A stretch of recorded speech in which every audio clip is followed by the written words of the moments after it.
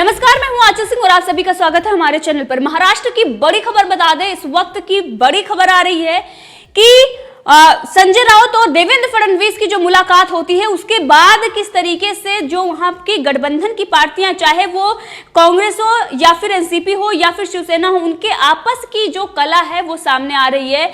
दोनों पार्टियां कांग्रेस और एनसीपी शिवसेना से नाराज चल रही थी और इसीलिए मातोश्री पहुंचे हुए हैं एनसीपी के जो कद्दावर नेता है, प्रमुख एनसीपी प्रमुख शरद पवार, और वहीं पर कांग्रेस के बाला साहब थोराट मातोश्री पहुंचे हैं। और ये दिखाई दे रहा है कि किस तरीके से हलचल मची हुई है और शिवसेना जो लगातार अपनी सरकार को बचाने की कोशिश कर रही है, क्योंकि कांग्रेस और एनसीपी भी उनको समर्थन दे रही है। लेकिन कुछ दिन पहले से ही इनके बीच मनमुटाव चल रहा था, जो बिल को लेकर, चाहे वो फिर फॉरेन फंडिंग का बिल हो या फिर वो किसानों के हित में जो बिल पास हुआ है उसको लेकर शिवसेना या तो बीजेपी के पक्ष में थी, यानी कि केंद्र सरकार का वो समर्थन कर रही थी, और वहीं पर किसानों के बिल पर वो चुप्पी साधे हुई थी।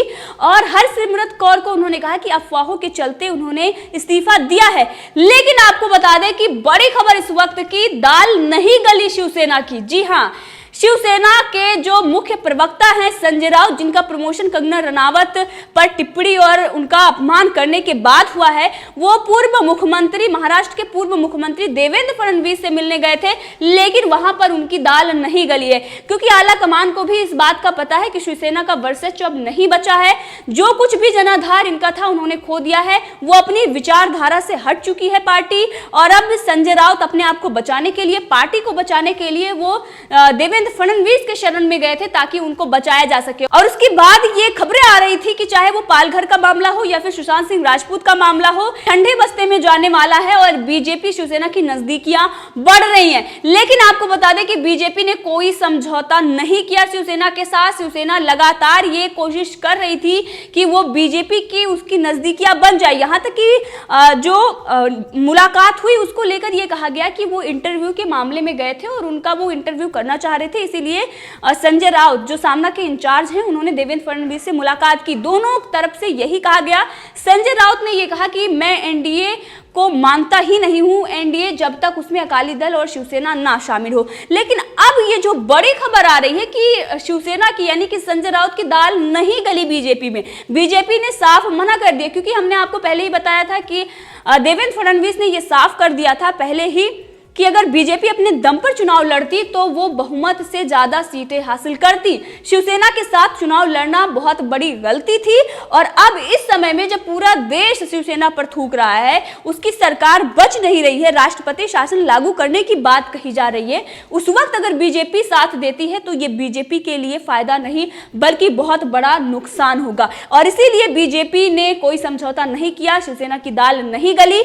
लेकिन अब जो एनसीपी और कांग्रेस नाराज चल रही थी, उसकी बैठक अब मातोश्री पर हो रही है उद्धव ठाकरे के साथ। सियासी हलचलें बढ़ चुकी हैं और वहीं पर रुझान भी सामने आ रहे हैं इस बैठक के। और इससे पहले जब बीजेपी से नजदीकियां बढ़ाने के लिए संजय राउत गए और वहां पर उनकी दाल नहीं गली, यानी कि अब वो जो चाहते थे, दोनों मामले में अपने आप को बचाना चाह रहे थे, बेबी पेंगुइन को बचाने की कोशिश कर रहे थे, वो नहीं हुआ। तब वो अब किसानों के बिल का विरोध कर रहे हैं।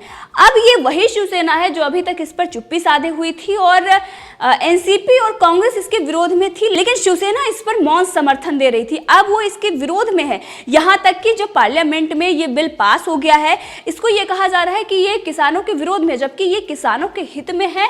और इसके जो किसानों के हित में ये बिल पास हुआ है, चाहे वो मध्यम वर्ग के किसान हो या फिर निम्न वर्ग के किसान हो, उन लोगों के लिए फायदा हो। इसीलिए अगर आप देखें तो उत्तर प्रदेश में और मध्य प्रदेश के बहुत सारे ऐसे किसान हैं, पंजाब में भी जो मध्यम और निम्न वर्ग के किसान हैं वो इसका समर्थन कर रहे हैं। बल्कि कुछ राजनीतिक पार्टियां जो इसमें राजनीति कर रही हैं और कुछ ऐसे किसान हैं जो बिचौलिया थे, उन लोगों को इस बात से दिक्कत है। बाकी जो किसान हैं, उन जिन लोगों के लिए ये फायदेमंद है, वो इस पर बात नहीं कर रहे।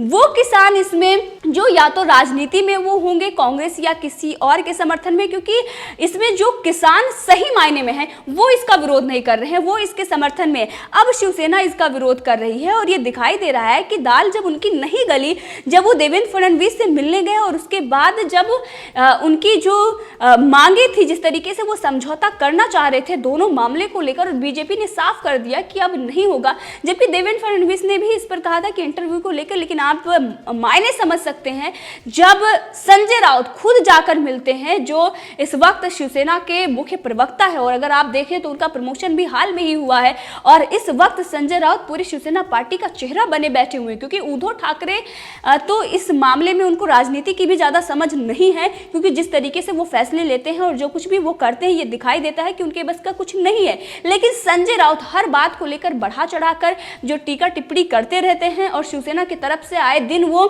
बयानबाजी करते रहते हैं, वो खुद मिलने जाते हैं, तो इसके राजनीतिक मायने साफ दिखाई देते हैं। और इसी के लिए सवाल भी ये जनता पूछ रही थी कि बीजेपी अगर उनके साथ जाती है तो बीजेपी के लिए ये बहुत बड़ा नुकसान होगा, क्योंकि पूरी देश की जनता लगातार शिवसेना पर थूक रही है, और शिवसेना ने जो कुछ भी किया है, तानाशाही जिस तरीके से महाराष्ट्र में की है, उसके चलते शिवसेना का जनाधार खत्म हो गया है, और जो उसकी विचारधारा थी वो विचारधारा भी खत्म हो गई है। अब जब बाला साहब ठाकरे की विचारधारा ही नहीं रही, और जिस तरीके से संजय राउत ये कहते हैं कि वो एनडीए को मानते ही नहीं है, एनडीए जब तक उसमें अकाली दल और शिवसेना ना हो, तो क्या संजय राउत शिवसेना को शिवसेना मान रहे हैं? क्योंकि बाला साहब ठाकरे के जो आदर्श थे वो नहीं बचे हैं। उनके पद चिन्हों पर चलने वाली पार्टी आज सोनिया सेना और बाबर सेना बन चुकी है, तो उनको भी इस पर देखने की जरूरत है।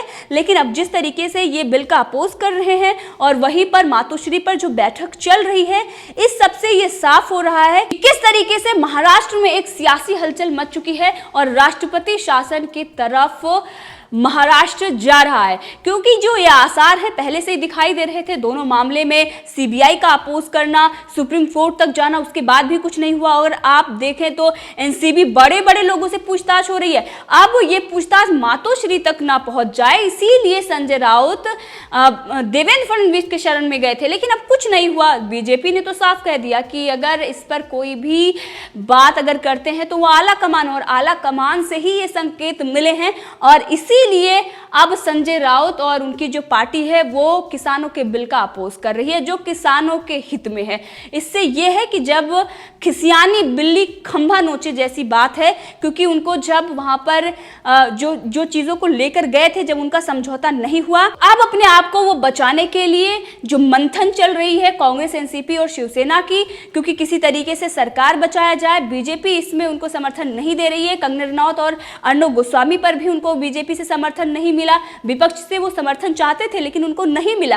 अब इस मामले में भी जब उनको नहीं मिल रहा है समर्थन, तो उनको दिखाई दे रहा है कि सरकार तो जा रही है, और इसीलिए ये मंथन चल रहा है। क्योंकि शरद पवार अगर जाते हैं मिलने मातोश्री उद्धव ठाकरे से, तो ये बहुत बड़ी बात है, क्योंकि शरद पवार की अगर बात करें तो वो एक मजे हुए खिलाड़ी हैं, और इस तरीके से अगर वो जा रहे हैं तो कुछ ना कुछ इनके बीच चल रहा है। और ये आज से नहीं, बहुत पहले से ही कांग्रेस और इनके बीच में, शिवसेना के बीच में और एनसीपी के बीच में चल रहा था। अजीत पवार और पार्थ पवार जो हैं उनकी नजदीकियां बीजेपी से हैं, शरद पवार की जो नजदीकियां हैं वो कांग्रेस और शिवसेना के साथ हैं। लेकिन इस वक्त जो रुझान आ रहे हैं, जिस तरीके से दिखाई दे रहा है कि तीनों पार्टियों की आपस में नहीं बन रही है। पोस्टर वोट से लेकर विरोध प्रदर्शन तक कांग्रेस के नेताओं ने किया। शिवसेना के जो विधायक, सांसद हैं, जो नेता हैं, वो भी इस्तीफा दे रहे हैं।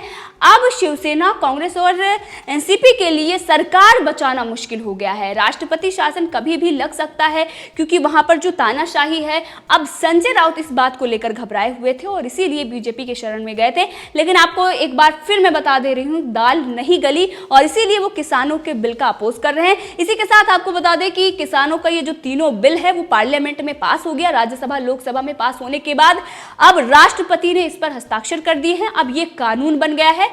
विपक्ष इस पर राजनीति कर रहा था, भ्रम फैला रहा था, लेकिन उसके जो मंसूबे थे वो कामयाब नहीं हुए हैं। अब ये एक कानून बन चुका है। किसानों के हित में ये जो कानून बना है, इसका समर्थन किसान कर रहे हैं, लेकिन राजनीतिक पार्टियां लगातार अपने फायदे के लिए बिचौलियों के साथ खड़े होकर इसका अपोज कर रहे हैं। और वहीं पर उद्धव ठाकरे, शरद पवार और बाला साहेब थोराट की जो ये बैठक हुई थी, 40 मिनट की ये बैठक थी और उसमें ये मंथन हुआ है। बल्कि ये जो खबरें आई हैं और जो सूत्रों के हवाले से खबरें आ रही हैं, उनका ये कहना है कि वो कोविड-19 और अनलॉक को लेकर बातचीत कर रहे थे, लेकिन इससे पहले दोनों ही पार्टियां नाराज थी और जिसके चलते बातचीत हुई है मातोश्री पर, और सरकार को बचाने के लिए ही, और जिस तरीके से संजय राउत बीजेपी से नजदीकियां बढ़ा रहे थे, इन सब बातों को लेकर चर्चा हो रही है। और क्योंकि देखिए तो शरद पवार ने भी बहुत समर्थन दिया है उद्धव ठाकरे को, अर्णब गोस्वामी का मामला हो या फिर कंगना रनावत का मामला हो, लगातार वो शिवसेना को समर्थन दे रहे थे, लेकिन उसके बाद भी अगर संजय राउत बीजेपी के साथ नजदीकियां बढ़ाते हैं तो गुस्सा शरद पवार का और कांग्रेस का जायज है, और इसीलिए नाराजगी चल रही थी। इसी नाराजगी के चलते बैठक हुई है और इसमें बड़ी मंथन हुई है। जो 40 मिनट की बैठक हुई है, इसमें सरकार को बचाने के लिए बहुत सारी रणनीतियों पर चर्चा हुई है कि किस तरीके से सरकार को बचाया जा सके। बाकी जो सूत्रों के हवाले से खबरें आ रही हैं कि ये जो कहा जा रहा है कि कोविड-19 को लेकर और इस चर्चा के बारे में बताई गई है, बल्कि जो अंदर की बातें हैं वो भी ये है कि एक तरफ ये भी कहा जा रहा है कि ये जो नाराजगी थी उसी के चलते बातचीत हुई है और इस बात में कोई भी अभी तक बयान नहीं आया है। तो इस पूरे मामले में आप भी अपनी राय दे सकते हैं, कमेंट करके जरूर बताएं। अगर आपने अभी तक चैनल को सब्सक्राइब नहीं किया है तो कर ले, ताकि हर अपडेट आप तक पहुंचती रहे।